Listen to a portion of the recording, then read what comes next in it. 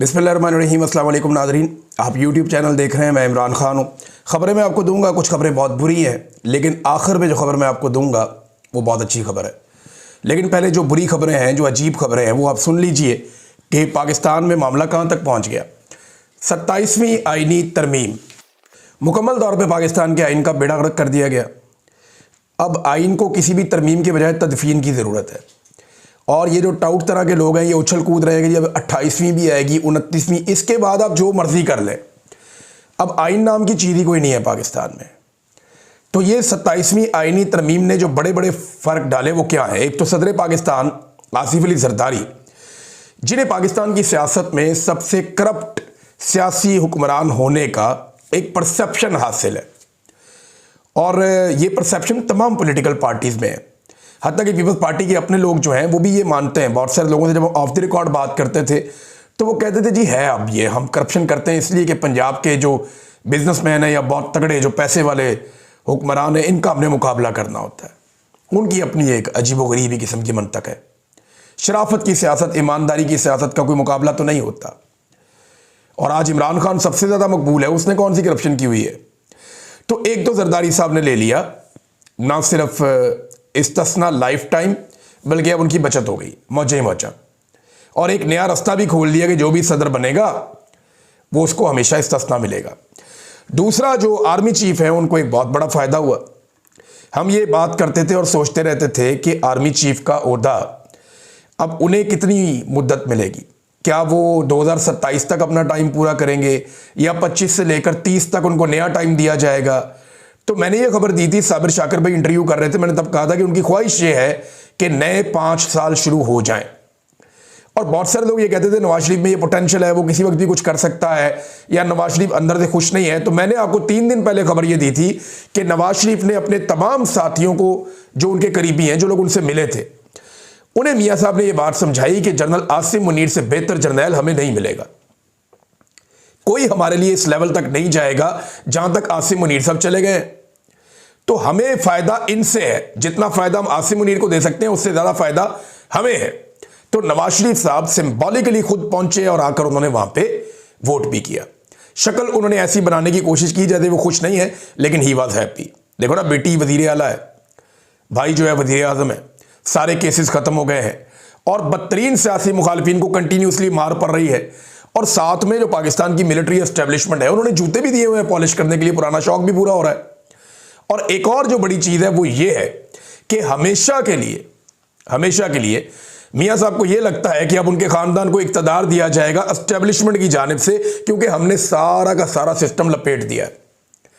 तो मैंने आपको ये कहा था ना कि ये नवाज शरीफ साहब पसंद कर रहे हैं इस बात को, तो सारा का सारा सिस्टम लपेट दिया है। तो मैंने आपको ये कहा था ना कि ये नवाज शरीफ साहब पसंद कर रहे हैं इस बात को, तो अब ये तरमीम बताती है कि नए 5 साल दे दिए गए आसिम मुनीर साहब को। यानी अगर इसी तरह मामला चला तो ये 2030 तक रहेंगे। अगर ये मामला इसी तरह चला तो 2030 तक रहेंगे। हुकूमती लोग हैं, उन्होंने आकर बता भी दिया। और सदर पाकिस्तान ने इसके ऊपर दस्तखत भी कर दिए तरमीम के ऊपर। वो तो इंतजार में बैठे हुए थे कि जैसे ही आए मैं दस्तखत करूं और फिर उसके बाद हम मिठाइयाँ खाएं। बहरहाल, army act 1952, Pakistan air force act 1953, Pakistan navy ordinance 1961, इनके अंदर तरामीम कर दी गई। आर्मी चीफ को अगले 5 बरस के लिए चीफ ऑफ डिफेंस फोर्सेस मुकर्रर कर दिया गया। Field marshal chief of defence forces हैं, यानी फौज के सरबराह तीनों फौजों के, और उन्हें लाइफ टाइम इस्तिस्ना भी है, लाइफ टाइम उन्हें मुराद भी मिलेंगी। ये है जी लुब्बे लुबाब जो आर्मी चीफ की हैसियत से। बाकी सुप्रीम कोर्ट ऑफ पाकिस्तान का बेड़ा गर्क कर दिया। सुप्रीम कोर्ट अमली तौर पे खत्म हो गई है। अब एक आईनी अदालत बनेगी जिसका सरबराह जो है वो सबसे बड़ा जज होगा पाकिस्तान का, और उसके लिए भी मौज लग गई है एक जज साहब की। पहले जरा ये खबर देख लें। आर्मी चीफ अगले 5 बरस के लिए चीफ ऑफ डिफेंस फोर्सेज मुकर्रर हो गए, और चीफ ऑफ डिफेंस फोर्सेज की मुद्दत उस दिन से शुरू होगी जिस दिन से नोटिफिकेशन जारी होगा। यानी अगले चंद दिनों में नोटिफिकेशन जारी कर दिया जाएगा। तो 5 साल तक, यानी नवंबर 2030 तक इस कायदे के मुताबिक ये आर्मी चीफ रहेंगे। पहली तो खबर ये है। दूसरा, रद्द अमल के तौर पे अब चीजें होना शुरू हो गई। उनमें जो पहली चीज आई वो जजों की जानिब से आई, और वो सूरत हाल बन गई ये कि 2 मुअज़्ज़िज़ जज साहिबान जो बड़े सीनियर जजेज हैं सुप्रीम कोर्ट ऑफ पाकिस्तान के, और ये वो जजेज हैं जो किसी भी नुक्ता नज़र से कहीं भी कंट्रोवर्शियल नहीं है। यानी तमाम पॉलिटिकल पार्टीज ये मानती हैं कि ये शानदार जजेज हैं, इनके किरदार पे उंगली नहीं उठा सकता कोई। ना कोई जस्टिस मंसूर अली शाह साहब के किरदार पे उंगली उठा सकता है, ना कोई जस्टिस अतर मिनुल्लाह साहब के किरदार पे उंगली उठा सकता है। इन्होंने हमेशा बड़े शानदार फैसले दिए हैं और अपने आप को हर तरह की कंट्रोवर्सी से बाहर रखा है।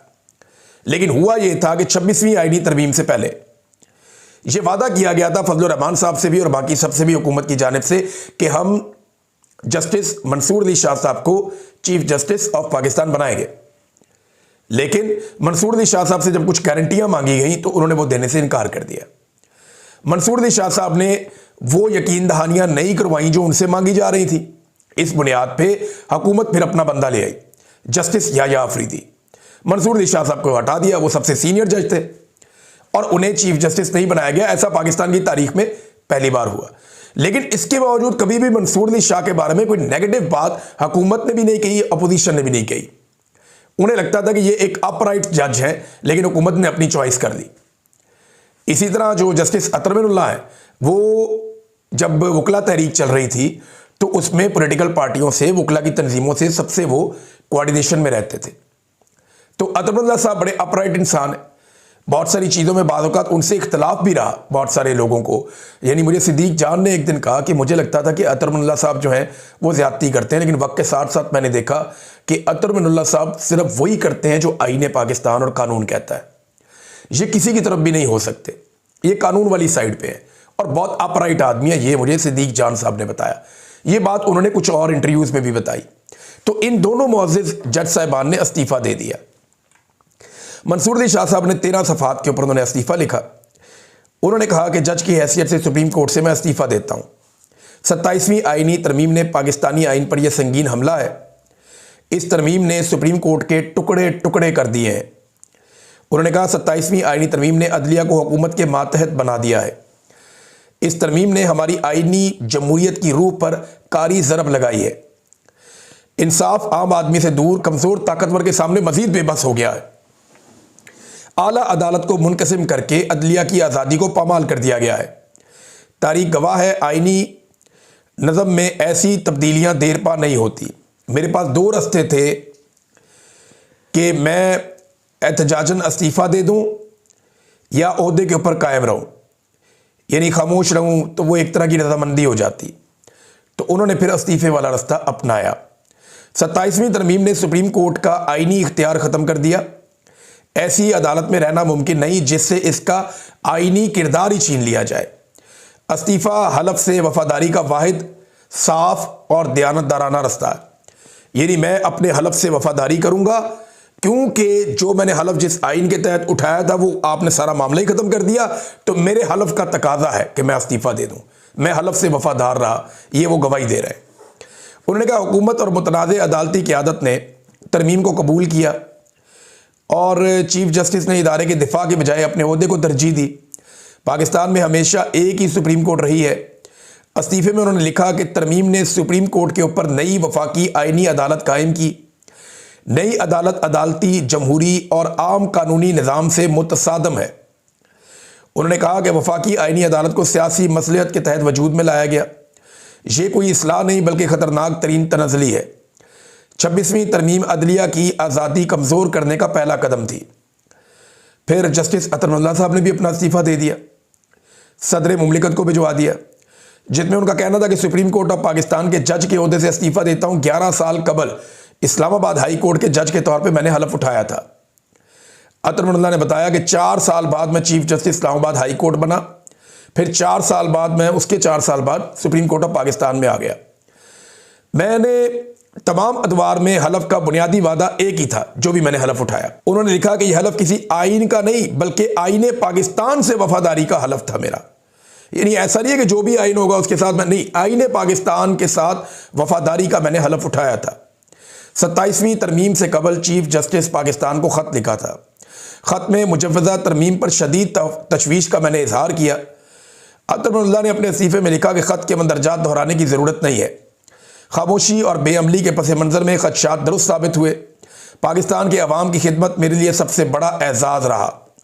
उन्होंने कहा कि मैंने अपने हलफ के मुताबिक बेहतरीन सलाहियत से फ़राइज़ सर अंजाम दिए, आज वही हलफ मुझे बाकायदा इस्तीफ़ा देने पर मजबूर कर रहा है जिस आइन के तहफ़्फ़ुज़ का मैंने हलफ लिया था। अब ये भी वही बात कर रहे हैं कि मैंने जो हलफ लिया था मैं उसकी खिलाफ वर्जी नहीं कर सकता, मेरा हलफ मुझे मजबूर कर रहा है कि मैं अब इस्तीफ़ा दे दूँ, क्योंकि अब वो अदालत ही नहीं रही, वो मामला ही नहीं रहा, इंसाफ देना मुमकिन ही नहीं है। तो यानी उन्होंने कहा जिस आइन के तहफ़्फ़ुज़ का मैंने हलफ लिया था वो अब बाकी नहीं रहा। मौक़िफ़ अपनाया कि ख़ुद को कायल करने की बहुत कोशिश की मगर मेरे से मुमकिन नहीं हुआ। नए निज़ाम की बुनियाद अब आइन के मज़ार पर रखी जा रही है, जो बाकी रह गया है वो सिर्फ एक साया है, आइन जो है वो रूह से खाली है। फिर काफ़ी चीज़ें इन्होंने लिखी, बहुत सारी चीज़ें उन्होंने बताई, और मंसूर अली शाह साहब ने भी, अतर मिनुल्लाह साहब ने भी, इन दोनों ने इस्तीफ़ा दे दिया। पाकिस्तान में अप्रिशिएट किया जा रहा है इनके इस्तीफ़े को, वकला तंजीमें अप्रिशिएट कर रही हैं, वकला बहुत बड़ी तादाद में अप्रिशिएट कर रहे हैं, अपोजिशन पार्टियाँ अप्रिशिएट कर रही हैं, हुकूमती जमातें इनके ऊपर तनकीद कर रही हैं कि इन जजों को इस्तीफ़ा नहीं देना चाहिए था, बल्कि कुछ लोग कह रहे हैं अगर दे दिया तो कबूल कर लेंगे।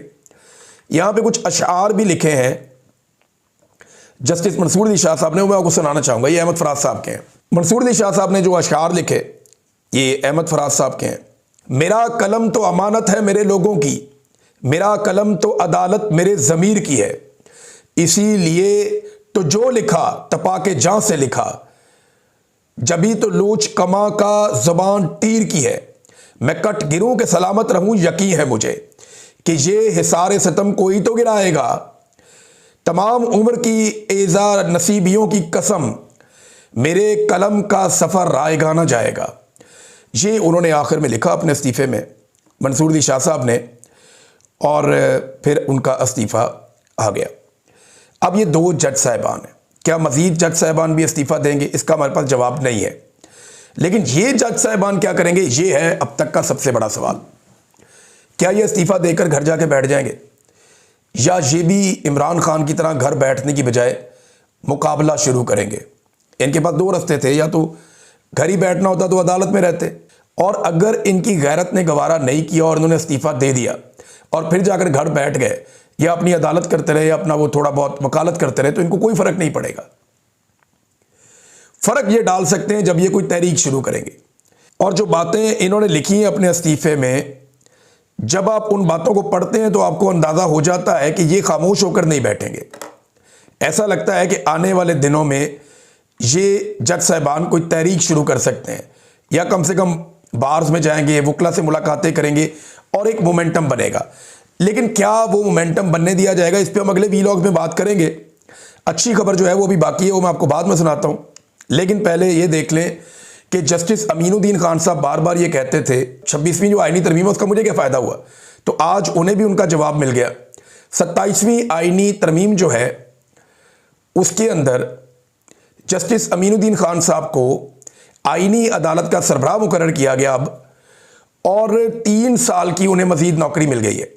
रिटायरमेंट के उनके अब सिर्फ बाकी हैं 15 दिन, लेकिन उनकी रिटायरमेंट से 15 दिन पहले एक आईनी तरमीम होती है, और उस आईनी तरमीम के नतीजे में वो 3 साल मज़ीद जज रहेंगे और आईनी अदालत के सरबराह बन जाएंगे, तो सारी ताकत उनके पास आ जाएगी। तो जस्टिस अमीनुद्दीन खान साहब ने जो वफादारी निभाई सिस्टम के साथ, जैसे मिलिट्री कोर्ट्स के सिविलियन के ट्रायल को उन्होंने जायज़ करार दिया, जैसे उन्होंने मखसूस नशिस्तें पाकिस्तान तहरीक इंसाफ से छीन कर बाकी पॉलिटिकल पार्टीज़ को दी, जिसकी बुनियाद के ऊपर ये आईनी तरमीम मुमकिन हुई, तो इस तरह उन्हें कोई ना कोई तो रिवॉर्ड मिलना था। और रिवॉर्ड वो ये कि उनको 3 साल मज़ीद वो इस नौकरी पर रहेंगे और पाकिस्तान की अदलिया की सबसे ताकतवर पोस्ट के ऊपर वो इंजॉय